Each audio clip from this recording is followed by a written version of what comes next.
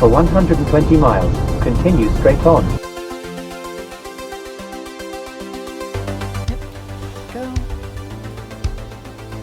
The second thing I learned was, hey, welcome back. It is great to see you. If this is your first time tuning in and you like the videos, consider giving me that thumbs up and maybe even subscribe. And I'm Erica, and I'm coming to you from Crushed.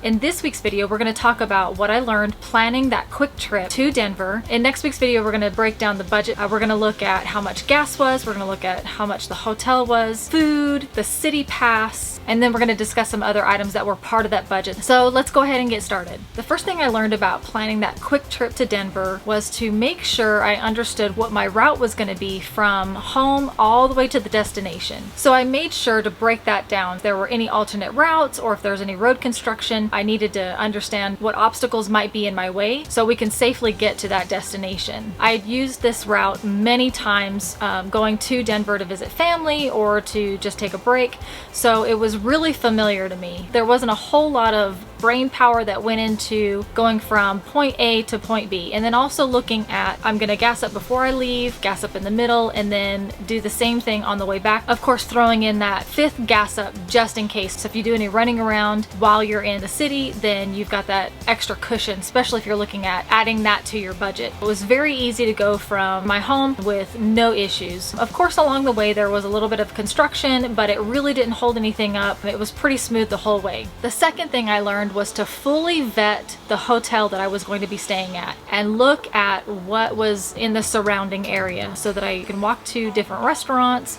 or go shopping or potentially having those museums and attractions that I like to visit right in that location. When we went to Denver, the two attractions that we did see, we had to drive to them. If the attractions and the museums aren't going to be in walking distance, then I at least want to have some amenities in the area. And you guys saw that in the last couple videos. You know, there was a really cool salad place and Walgreens or CVS down on the end.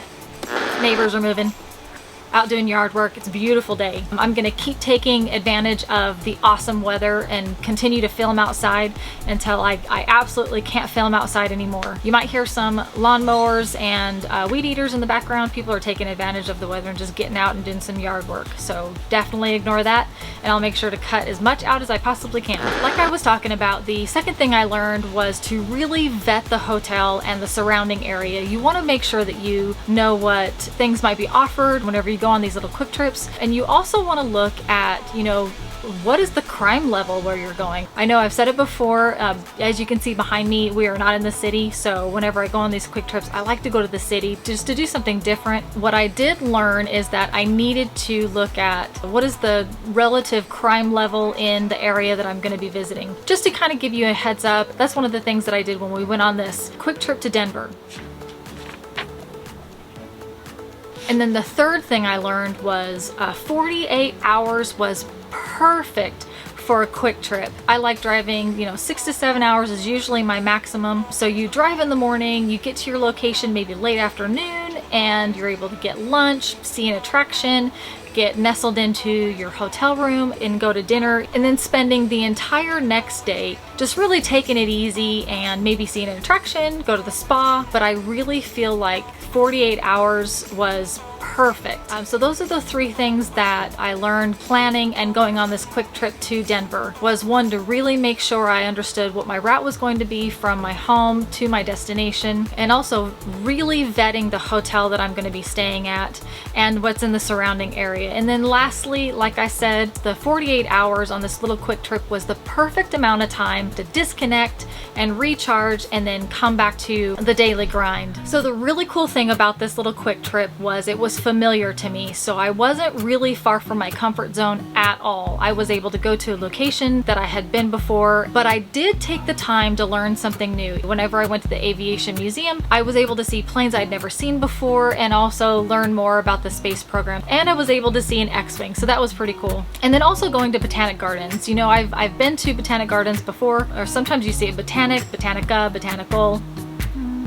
Denver was a little bit different than what I've seen before, so that was really cool. Even though I wasn't even near the edge of my comfort zone, I still got a chance to learn something new. We disconnected and we took the time to recharge. So even if you're going on a quick trip to a place that is familiar to you, you know, take the time to maybe go to an attraction that you've seen before and dive a little bit deeper, learn something new, and really take the time to put your all into that planning so you can get the most out of your little quick trip. Even though it was familiar, it still reminded me to love the life that I'm in, and you can do the same.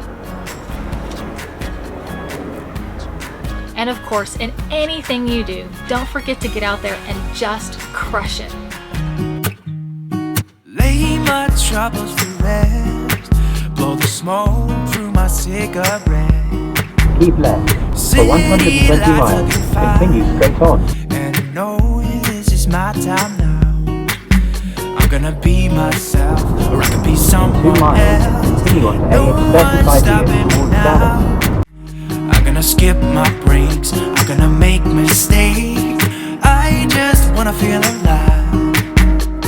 It's just what I do when I'm out, so try not to hold me down. Feel alive when I'm in this town.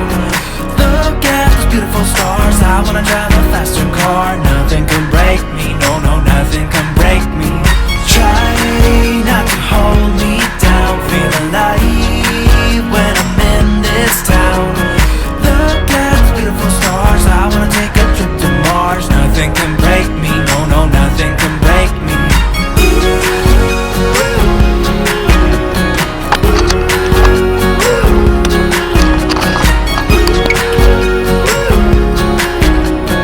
Look at the beautiful stars. I wanna drive a faster car.